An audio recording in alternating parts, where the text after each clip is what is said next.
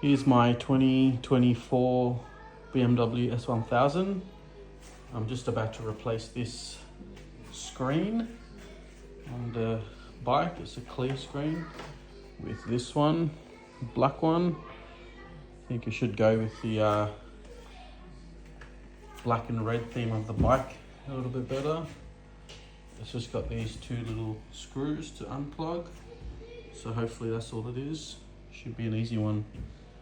I'll show you what it looks like afterwards. And here is the finished product.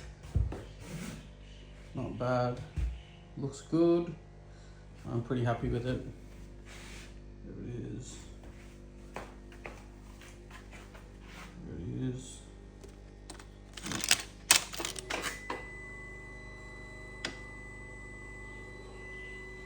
Nice screen. Beautiful.